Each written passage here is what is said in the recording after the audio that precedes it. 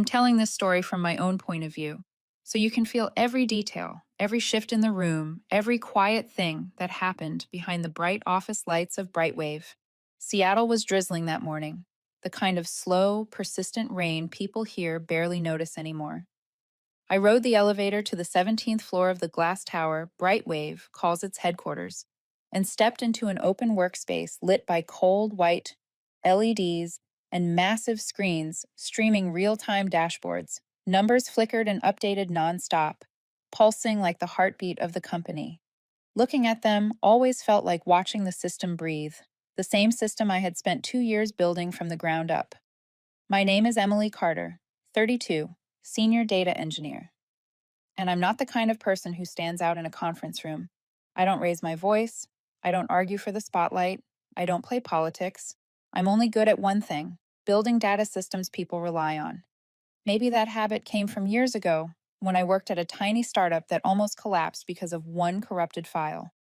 Watching panic ripple through a whole company over a stupid mistake, I made myself a promise. Every project I touched after that would be airtight. No surprises, no cracks, no excuses. That's how I became the obsessive one. When Brightwave set out to build a proprietary analytics platform, they needed someone who understood the old architecture, someone tough enough to design the new one, and patient enough to survive the pressure. There was only one person in the building who fit all three: me. Victor Hale, my direct manager, hated that fact. He was the kind of man who liked his name on every important line item. Handsome, smooth talking, always ready with the right line for senior leadership, perfect for internal public relations. But he had a secret I knew better than anyone. Victor was about to be considered for director, and the board wanted proof he could control spending. Meaning, technical costs made him nervous. And people like me, quiet, stubborn, not decorative, made him even more nervous. For 2 years, I built the platform mostly alone. On paper, I had a full team. In reality, I spent more time cleaning up their mistakes than delegating work. There were nights I stayed in the office until 3 in the morning just to rebuild pipelines because the data was 3 minutes late. 3 minutes. In retail, that's a disaster. Victor would send little messages like, "Hang in there, Emily, we're almost there." But when the crisis was fixed and the chief executive officer asked who saved the day, the one standing at the front of the room was always Victor. I remember a winter night, one of those freezing Seattle nights that bite through your gloves. I sat alone in the server room, watching thousands of log lines run smoothly like a river that finally found its path. My hands were shaking from exhaustion, but there was a strange warmth somewhere in my chest. Because I knew, right then, that I was building something that could change the entire company. Something strong enough to win Brightwave's major clients. Something stable enough to predict inventory for thousands of stores. I could see the future of it, even when no one else believed in it. And then the day came. The platform was flawless, real-time stable. Forecast dashboards so accurate that the chief executive officer called an emergency review meeting to confirm they weren't faked. Not long after, Brightwave landed 5 major clients, one of them Evermart, one of the largest retailers in the country.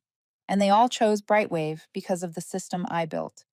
At the internal announcement, the chief executive officer praised Victor in front of the entire company. Victor stood on stage smiling like he was the one rewriting code at 2 in the morning.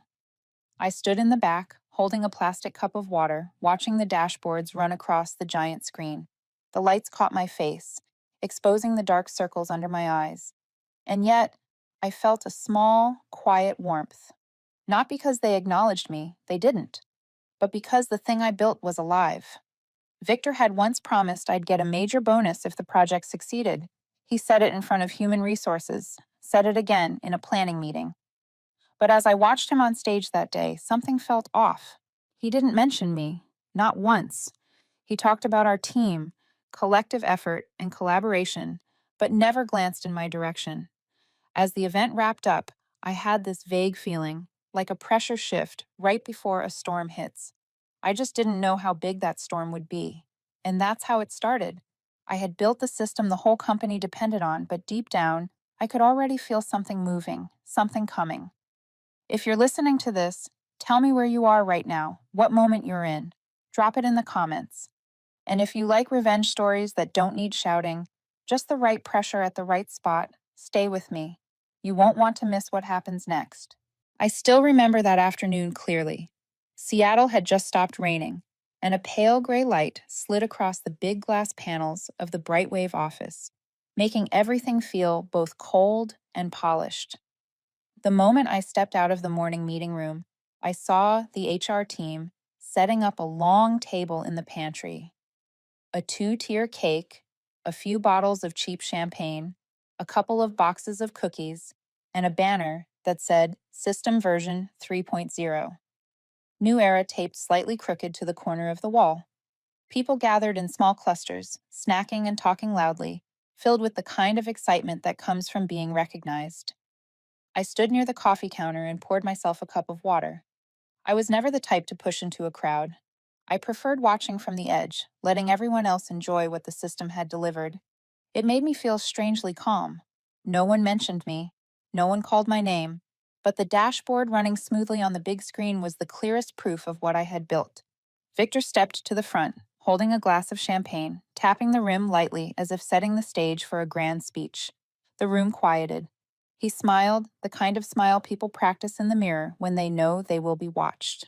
He talked about the team's vision, about innovation, about the unity of the entire data department, and about how Brightwave had transformed thanks to bold leadership decisions. He talked and talked, flowing so smoothly I could almost see how many times he rehearsed it. And through the entire speech, he never mentioned me once.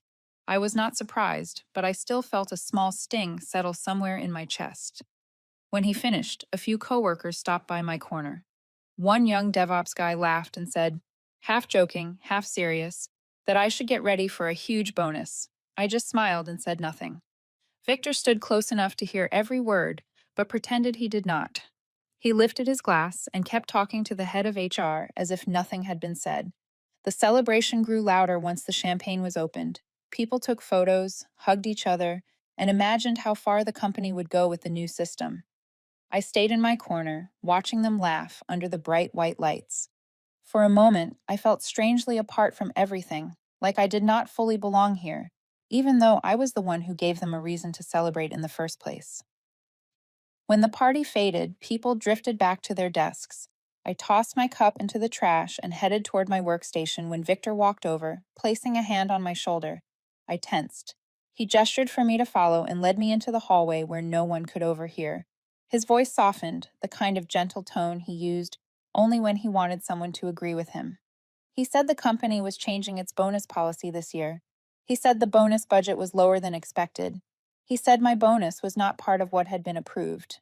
And he repeated that line 3 times, as if afraid I would not understand, or making sure I heard it exactly the way he wanted. Nothing personal. I stood silent. My mind offered only a single clear thought. So this is how it is. I was not shocked. Instead, it felt like someone lowered the volume of the world around me. I asked one question just to confirm it. The bonus truly is gone.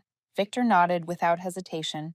Then he changed tone, the one he used whenever he wanted someone to help him benefit. He said, I did not want to be the person who caused trouble. He said the company needed to save money to look good for next quarter's report. And he added one sentence that revealed the truth behind everything. The company needed to save money so he could earn his promotion to director. I looked directly at him, and in that moment, every piece fell into place. It did not matter in Victor's world. I was a pawn, a tool he could use to climb higher. The system I built brought in contracts and credibility, but to him, I was the person behind the curtain. The quieter I stayed, the better. I returned to my desk feeling like someone had set a heavy block of ice in my chest. I opened my laptop and stared at the clean, steady stream of data flowing across the screen like a calm breath. In that moment, I remembered every long night, every outage during peak hours, every time I ran between the office and the server room in the cold. I remembered how Victor would point at me and tell the chief executive officer that I would take care of it. And when I did, he stood in front of everyone to take the credit. I watched the blue light reflect on my face and told myself one simple truth. At least everything I built is more honest than they are. Numbers do not lie. And what was coming next, though I could not foresee it then, would force all of them to face that honesty in a way they never expected. I left the office that day, not angry, but wrapped in a thin layer of fog, as if someone had blurred the edges of every emotion I had. On the bus ride home, I opened my phone and watched the dashboard run flawlessly, as though nothing had happened. But inside, another window opened. A memory. Something that had happened 2 years ago, long before anyone at Brightwave noticed me, and right around the time I created the legal time bomb sitting quietly under the company's foundation. 2 years earlier, SkyLogic Systems invited Brightwave to a discussion about their new analytics platform. Back then, our old system was falling apart. Delayed data, broken reports, a flood of customer complaints. Leadership decided to buy a new license, but no one wanted to sit through the endless technical meetings with the vendor. Diane Brooks, our in house attorney, was tied up with a customer lawsuit. Victor was traveling to pitch Brightwave's future strategy. The head of data was out for personal reasons. In the end, everything landed on my desk. I remember that day clearly. I walked into the conference room and saw piles of documents on the table, packed with technical clauses, operational risks, and maintenance rules. The representative from SkyLogic, a woman named Morgan, shook my hand and asked if I was the person responsible for restructuring our system. When I nodded, she looked relieved, as if she finally had someone who spoke the same language. The meeting lasted for hours. We talked about architecture, pipeline integration, API limits, load prediction, data zone maintenance, and a dozen terms most Brightwave executives never wanted to read. But when Morgan opened the section on the key personnel clause, I sat up straight. It was a tiny subsection buried deep in the materials, but it carried enormous weight. SkyLogic allowed the license buyer to designate a key personnel member, someone with full access to the configuration. If that person left the company or was not compensated according to an internal contractual agreement, the vendor had the right to review the license's validity. Essentially, it was a shield for the architect. It prevented companies from swapping out the one person who understood the entire system without a proper transition. Most companies ignored the clause because they believed everyone was replaceable. But I knew better. No one else had crawled through raw data at midnight, rebuilt broken pipelines, or answered crisis calls at 3 in the morning. So I proposed something I did not realize would matter so much later. I told Morgan I wanted my name listed as the key personnel and that I wanted SkyLogic to add a specific condition. The license would remain valid only if the chief architect, meaning me, was paid salary and bonuses on time according to the internal agreement. If not, SkyLogic could suspend the license within 72 hours of detecting a violation. Morgan studied me for a long moment. Then she smiled, a knowing smile. She said many large companies neglected their key engineers, dragging the vendor into legal complications. This clause protected SkyLogic as much as it protected me. She agreed immediately, even suggesting clearer wording. When I sent the draft to Diane Brooks, she called me into the legal office at once. Diane was serious, meticulous, and never sugarcoated anything. She placed the contract in front of me and tapped her finger on the line about timely compensation. She said this clause could save me one day if anyone tried to push me out, but it could also become a ticking bomb if I were treated unfairly. Leadership loved signing contracts quickly. They rarely read the details. If they ever underestimated my role, they would be the ones breaking the agreement first, and SkyLogic would not hesitate to enforce it. I looked at Diane and answered firmly. I did not want power. I just did not want to be erased from my own work. I did not want the system I built to become something someone else claimed while my name was buried in a footnote. In the end, everything unfolded exactly as Diane predicted. Leadership rushed through the approval and signed the contract without reading Appendix B. They assumed all technical agreements were the same. They believed SkyLogic was just another vendor, but I knew exactly what they had signed. A small clause that could shake the entire Brightwave platform if violated. And now, in the present, when Victor told me in the hallway that my bonus was being delayed, I could almost hear the ticking of a clock. That night, back at my desk, I opened the contracts folder and pulled up the SkyLogic Systems agreement. I scrolled to Appendix B, highlighted the clause I had added, and felt like I was staring at a hidden blade buried inside pages no one bothered to read. I understood every implication. When Victor announced that my bonus was no longer approved, It meant I was no longer being paid according to the terms of the internal agreement. That meant the 72-hour countdown had officially begun. If they did not correct their mistake, the system Brightwave depended on every single day would soon be thrown into darkness. I stared at the screen, realizing that for the first time in 2 years, the power was not in Victor's hands or the board's hands. It was in the clause they never bothered to read, and that ticking sound in my head was louder than ever. After reading the clause in the Sky Logic contract again, I knew I could not stay silent anymore. But I also had no intention of arguing with Victor. Men like him were always loud in front of leadership and slippery when standing in front of people they exploited. I was not going to waste my breath. I wanted everything in writing, handled through law and facts, not emotions or noise. I opened my email and typed every word with care. We may be approaching a violation of our Sky Logic agreement. I attached the clause from Appendix B, citing the exact language about timely pay and bonuses for the designated key personnel. I sent the message to Diane Brooks, the only person in the company I trusted to read documents rather than skip them like most of the leadership.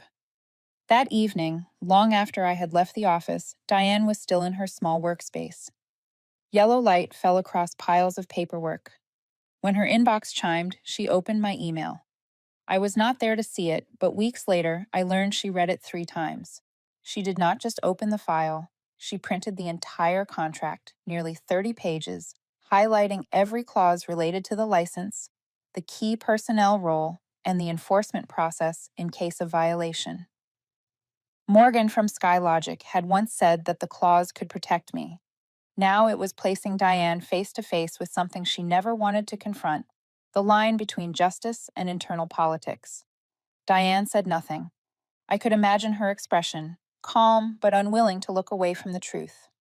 That same night, Diane sent an email to HR, Finance, and Victor. She asked one question, sharp as a blade. Please confirm the status of Emily Carter's end-of-quarter bonus, including all promised amounts and the timeline of execution. I knew Diane. She did not ask anything without purpose. Her question forced all 3 groups to answer clearly, even if they did not want to. HR replied first. Apologies, the system is updating. We need additional time to verify. A useless answer. I knew that tone. It was the kind of vague curtain they used to cover a problem without fixing it. Finance sent a small Excel file with only 3 rows of data. Next to my name, a note said, bonus under review. No update date, no approver, no deadline. One look at the file, and I could see the familiar fog companies used when they were trying to hide something. Victor replied last. His email was long, polite, stuffed with the kind of internal corporate phrasing I had grown numb to. Emily's bonus is not canceled, it is temporarily deferred.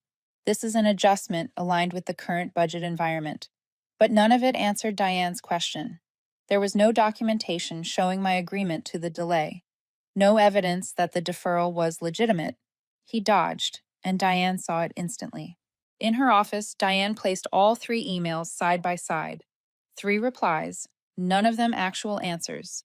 She knew they were improvising, scrambling, hoping SkyLogic would not notice. But my email changed everything. Now the situation sat on a lawyer's desk.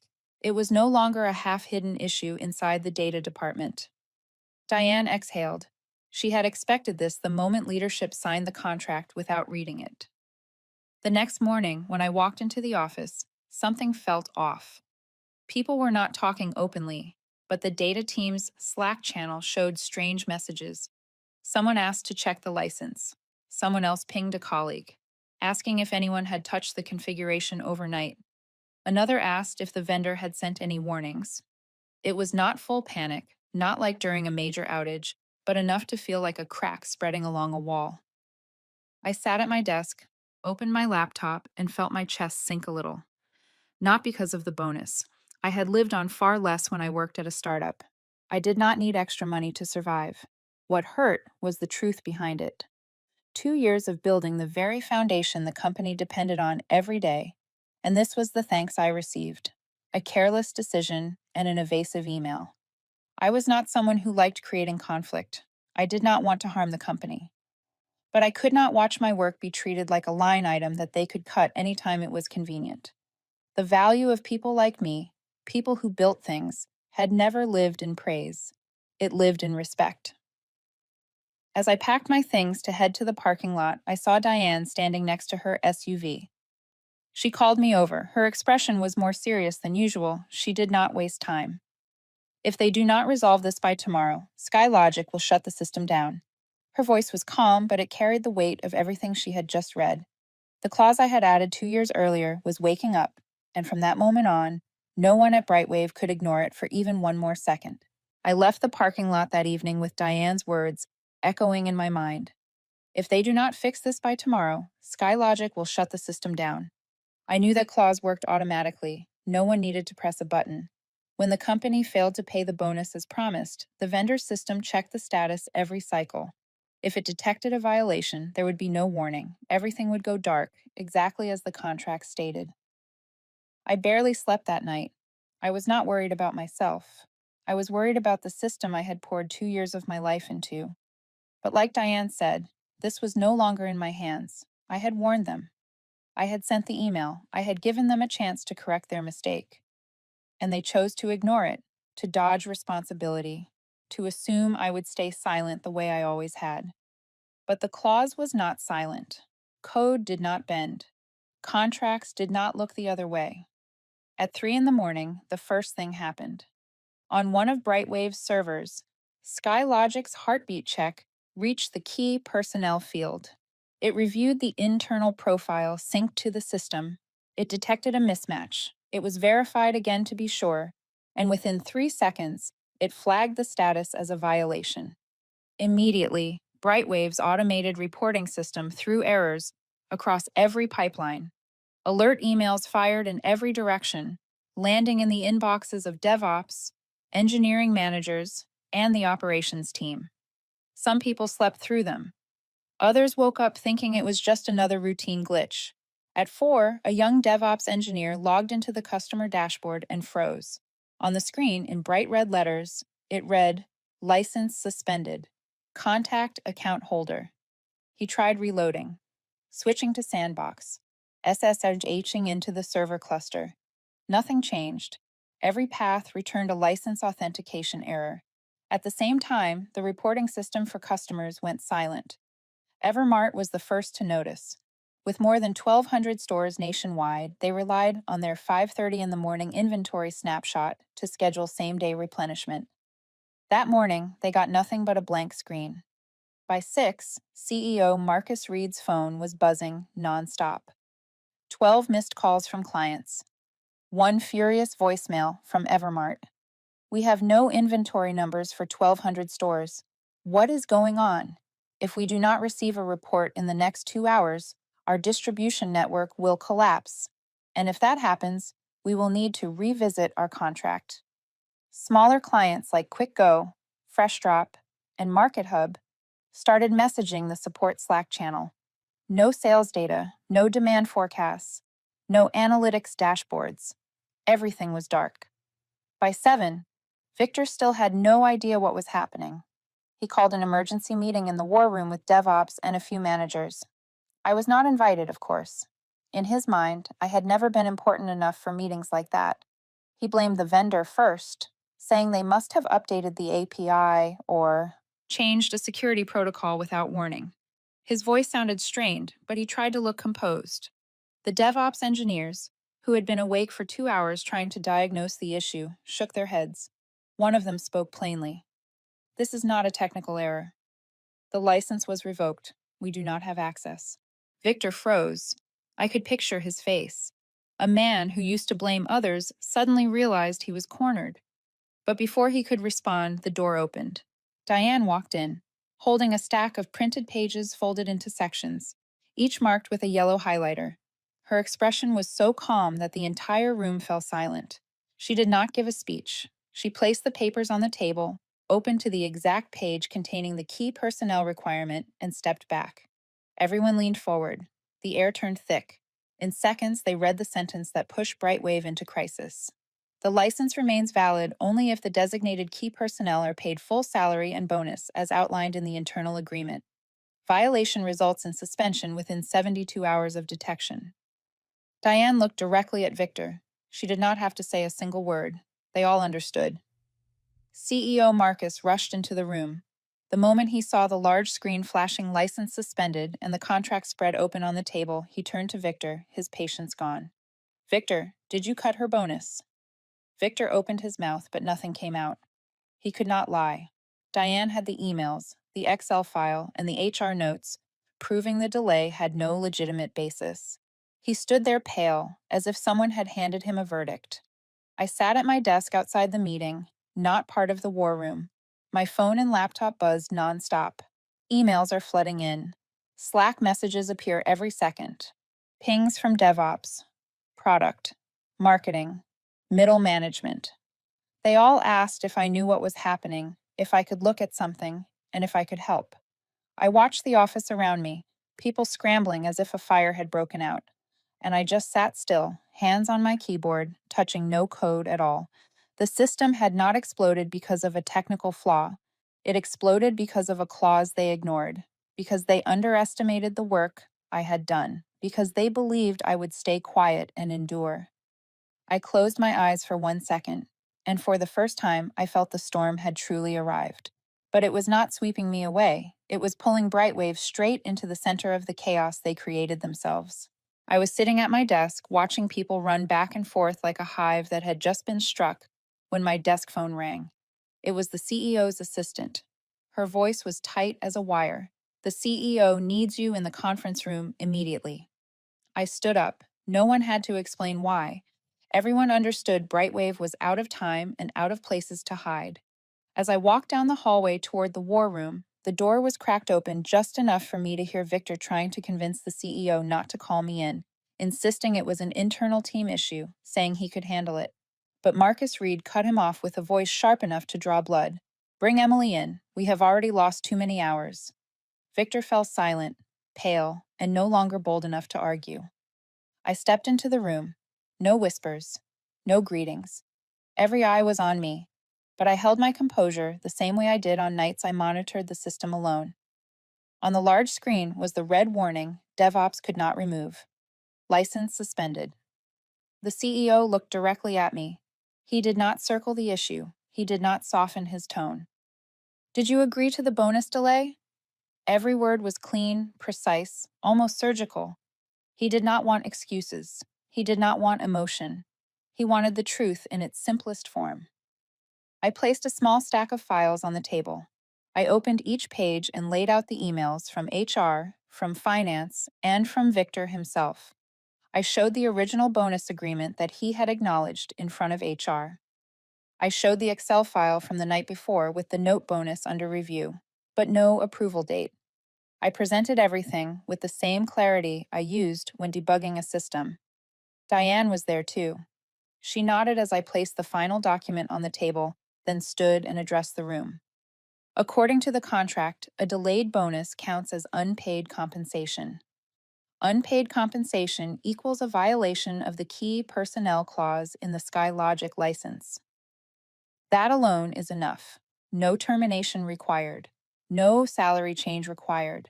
Just an unjustified delay in payment. Only then did Victor jump up, his voice frantic like someone drowning. Emily has not been cooperative. She does not share code with the team. She hides documentation. She hides architecture. This entire issue could have been avoided if she had worked with us. I had heard lines like that before. People pushed responsibility toward the quiet one, the one least likely to fight back. I said nothing. I opened my laptop and connected to the main display. I scrolled through the commit history, line by line, timestamp by timestamp, across 18 months. Every entry showed the same name, Emily Carter. Not Victor. Not anyone else. I opened the optimized pipeline logs. I opened the data transformation code. I opened the architecture draft from the major outage last month. Every piece of evidence projected onto the screen hit his accusations like a hammer. The room went silent except for the hum of the air conditioning. Victor stared at the screen, his face frozen. Diane stepped next to the display and spoke in a calm, razor-sharp voice. This is the full project timeline. from the start date, the test dates, the deployment dates, and every emergency fix, all executed by Emily. There is no commitment from Victor, no technical request from him, not a single night shift with his name in the system logs. The CEO looked at the timeline like he was reading an indictment. Then he turned to Victor. His anger was gone. What replaced it was colder than anger. It was the look of someone realizing he had been misled for 2 years. He asked quietly, but in that room, every syllable dropped like a hammer. You cut her bonus to clean the budget for your promotion report, did you not? Victor could not answer. His throat tightened. His eyes dropped to the table, his hands curled into fists. But no words came out. His silence was the confession. Marcus Reed leaned back in his chair and exhaled, the sound heavy enough to feel like a building collapsing. He turned away, unable to look at Victor any longer. One more second of eye contact might have made him lose what remained of his patience.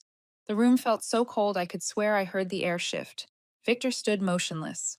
The confidence and authority he once carried were gone. His face was the face of a man who finally realized his entire career had crumbled, that what he thought was a small move had detonated the foundation beneath him. I stood still, not triumphant, not angry, just absorbing the truth as it unfolded in the open. For the first time in 2 years, my work was no longer hidden behind someone else's shadow. All I had done was present the truth, and everything else fell exactly where it belonged. I left the conference room with a feeling I could not name. Not relief, not satisfaction, not anger.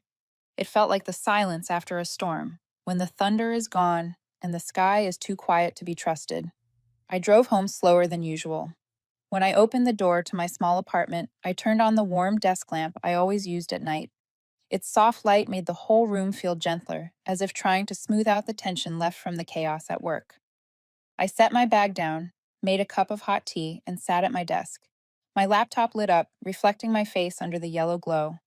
For the first time after hours of disorder at the company, I felt really calm. Calm because the truth was finally out in the open, and calm because I knew I was about to do the right thing for myself. I opened my contacts and called the one person I trusted more than anyone in this industry, Jennifer Dalton, my personal attorney, my friend, the woman who saved me 2 years ago when my old startup went under and I almost lost everything. The phone rang twice before she answered. Her voice came through, slightly raspy as always, but edged with concern. Emily, it is late. What happened? I told her everything, slowly, clearly, every detail, the delayed bonus, the key personnel clause. SkyLogic is suspending the license, the confrontation in the war room. Jennifer stayed silent the entire time, but I knew she was writing down every point. When I finished, she exhaled. You did everything exactly right. Now it is my turn. We opened a new document together and drafted the agreement I would send to Brightwave leadership. No emotion, no bitterness. Everything is rooted in the contract and my rights. We listed each term with precision. First, Brightwave pays the full bonus immediately. No delays, no conditions. Second, a six-figure compensation for the contract violation, covering disruption fees, emotional damage, and professional risk. Third, a clean separation agreement. No negative remarks, no harmful statements, no barriers in future background checks. Fourth, a public apology at the next all-company meeting, not for ego, but to put the truth back where it belonged. Fifth, limited handoff support. I would transfer knowledge within a reasonable scope, no extended involvement, no forced cleanup. I was not their free savior. When the document was complete, Jennifer reviewed it once more and nodded. Send it to the CEO and to Diane. But do not send it to Victor. He does not need to see this. I understood. Victor no longer had the right to negotiate with me. He lost that the moment he delayed my bonus to polish his promotion report. The meeting that morning proved it. I attached the file and wrote a short email. I listed my terms, the response deadline, and the legal basis. Not a single emotional sentence, not a single accusation. Everything was written in the voice of someone who no longer needed to prove anything. I sent it, and moments later, my phone rang. It was Victor. He called 3 times in a row. I ignored them. On the fourth, I let it ring before answering. His voice trembled, stripped of all his usual confidence. Emily, can we talk? I think this is going too far. We can move past this. You only need to say one word. I ended the call, not out of cruelty, but because I had already said everything. The one thing Victor had never learned was how to listen. Meanwhile, at Brightwave, CEO Marcus Reed had pulled Diane into a private meeting next to the executive suite. He asked her to outline every risk. Diane spread the contract across the table and pointed to each binding clause. SkyLogic had the right to escalate the violation to their board, and that could ripple into Brightwave's investors. Any dashboard using data from my system could become evidence of non-compliance. If I wanted to escalate this, the fallout would reach far beyond a few angry clients. It could fracture relationships with strategic investors, damage company valuation, and stain the leadership team's reputation. Marcus sat quietly for a long time. He was not a bad man, but he was someone who had signed the contract without reading the appendix. Now he was seeing the price of that mistake. Diane spoke with calm certainty. Emily has done nothing wrong. She is enforcing a contract we signed. If we want to negotiate, we must accept her terms. There is no alternative. Marcus leaned back and closed his eyes for a moment before nodding. And in that brief moment, Brightwave's fate shifted. They no longer had bargaining power, no way to retreat, no room to dismiss the value of the person they once underestimated. From that second on, the company was forced to negotiate under my conditions, and I knew the door they opened today would never close again. I was sitting at my desk in my small apartment when my phone buzzed. A familiar office number appeared on the screen. I knew this call would come eventually, but not this quickly. I answered. On the other end was CEO Marcus Reed, his voice lower than usual, stripped of the sharpness from the morning meeting. I am sorry. We were wrong. Those last 4 words told me he had read everything I sent. I did not circle anything. I did not need the explanations they were years too late to give. I answered simply, barely giving him time to breathe. We will discuss this on paper, nothing more, nothing less. No emotion, no anger, just the contract and the truth. That afternoon, Brightwave held an emergency meeting, but not to fix servers or contain a data outage. This meeting would decide the company's future. Inside the conference room were only 4 people: me, my attorney Jennifer Dalton, the company's attorney Diane Brooks, and CEO Marcus. Victor was not there. Not at first. The CEO opened by admitting every mistake. He sat upright, fingers interlocked, his voice carrying a seriousness rarely seen. Emily, on behalf of the leadership team, I apologize for what happened. I reviewed everything Ms. Dalton sent. We agree to all your requested payments. He paused for a beat of defeat, and a beat of respect I should have received a long time ago. Jennifer nodded and opened the document. We need written confirmation. All payments will be made today. Brightwave will also sign a clean separation agreement and will not issue any negative information about Emily now or in the future. The CEO signed immediately. The pen hitting paper sounded like the exhale of someone finally acknowledging the cost of his negligence. But as we moved to the next section, the conference door swung open. Victor entered, tense, trying to force calm into his voice. His eyes were red, the look of someone who had spent the night drowning in fear. He spoke without looking at me. She does not deserve this. We cannot let a single engineer control the entire company. This was just a small incident. She is exploiting the situation. Before Jennifer could respond, Diane stood up and opened a folder she had been carrying since the beginning. She dropped it in front of Victor with a force that served as its own warning. She spoke clearly, every word cutting like a blade. This is the evidence that you deliberately delayed her bonus. Here is the email you sent instructing HR to hold the payment. Here are your internal notes showing you kept the funds to position yourself better in front of the executive committee. And here is proof that you knowingly misrepresented Emily's contributions for 2 years. Victor's mouth opened, but no sound came out. His face drained of color, his throat twitched as if he might be sick. The room fell into a silence so heavy I could hear the ticking second hand on the wall clock. The CEO leaned toward Victor, his gaze cold and exhausted. If you say one more word, I will have the attorneys deal with you immediately. His voice was not loud, but its weight made Victor step back. He looked around the room and realized he had no allies left. Then he backed out slowly, closing the door behind him like a defeated man who still did not understand how he lost. The meeting continued. No more interruptions. Brightwave signed the agreement exactly as Jennifer and I drafted it. They agreed to release the full bonus today. They accepted the six-figure compensation. They agreed to the public apology and the clean separation. And most importantly, they agreed to purchase the original license clause from SkyLogic immediately, so the system could be restored properly. They asked me to sign last. When I put pen to paper, my hand did not shake. I felt no anger, no triumph, just a lightness, like setting down a weight I had been carrying so long I had forgotten how heavy it was. When everything was done, I stood, gathered the documents, and looked at the CEO, at Diane, at Jennifer. I spoke softly, without bitterness. Thank you all for cooperating. I walked out of the conference room and closed the door behind me. The Brightwave hallway that afternoon was unusually quiet. No chatter, no laughter. I could feel the chaos spreading through the lower floors, the Slack messages I no longer had to answer, the emergency meetings happening everywhere as they tried to undo the damage they had created. I walked past the familiar desks, stepped into the elevator, and walked out of the building.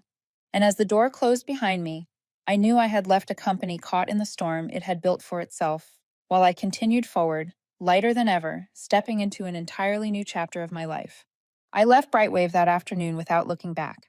But the next morning, when my phone kept buzzing with messages from former coworkers, I knew things were unfolding faster than I expected. The company had scheduled an all-hands meeting at 10.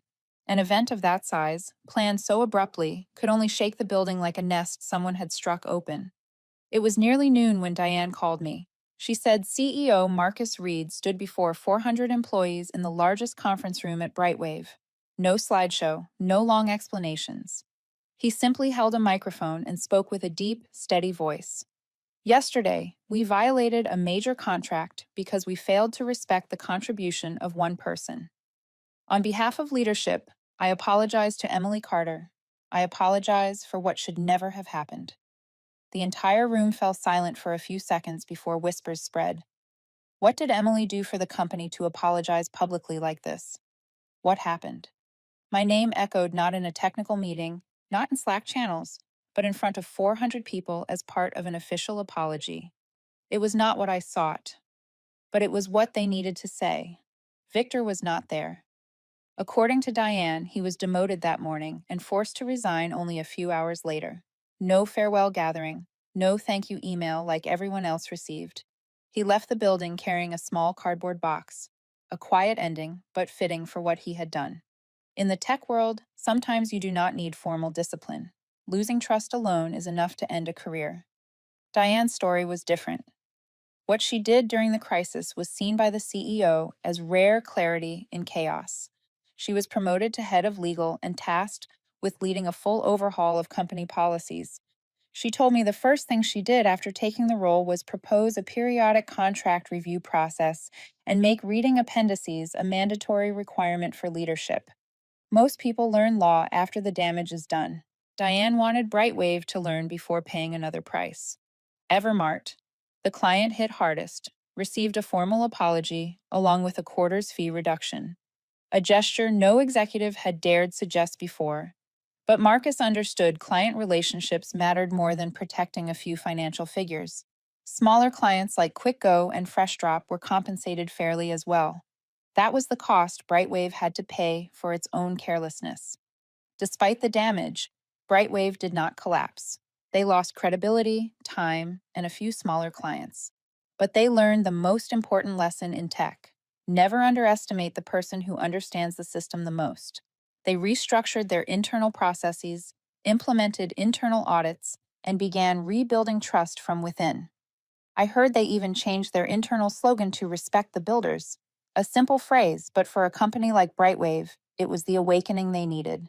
As for me, after signing the separation agreement and receiving my full bonus and compensation, I took a week off. I turned off Slack, shut down my company email, and let myself breathe after 2 nonstop years. But I was not someone who could stay still for long. When I looked at my personal projects on my laptop, I knew I still wanted to build systems, just somewhere else. I moved to Denver at the end of the month.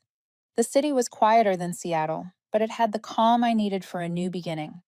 I joined a small startup called Data Sprout Labs, building analytics tools for mid-sized businesses. On my first day, the founder, Oliver Hayes, shook my hand and asked a question that made me laugh. What protection clause would you like in your contract? Oliver did not ask about salary first. He did not ask how much equity I wanted, he asked about protection. He understood engineers like me were often undervalued in big companies. That question was not just respectful, it showed he understood the lesson Brightwave had paid dearly to learn. I realized I had found a better place. The following days were peaceful. I began designing the new platform for Data Sprout. No one tried to take credit for my work. No one ignored my contributions. Every suggestion I made was discussed seriously. I felt seen and heard in a way I had not felt for 2 years. One weekend morning, I sat in a small coffee shop in Denver, opened my laptop, and watched the dashboard I had just deployed slide smoothly across the screen. Sunlight spilled through the window, reflecting softly on the display, familiar and new at the same time. I leaned back, took a sip of coffee, and felt a quiet fullness spread through my chest. No wait, no cold conference rooms, no blame or meaningless excuses. I smiled. This time, I did not need to plant a bomb in a contract. This place watered things the right way. I closed my eyes for a second, letting the peace sink in. A new chapter had begun, not with an explosion, but with the soft tapping of keys and the warm light of a new day.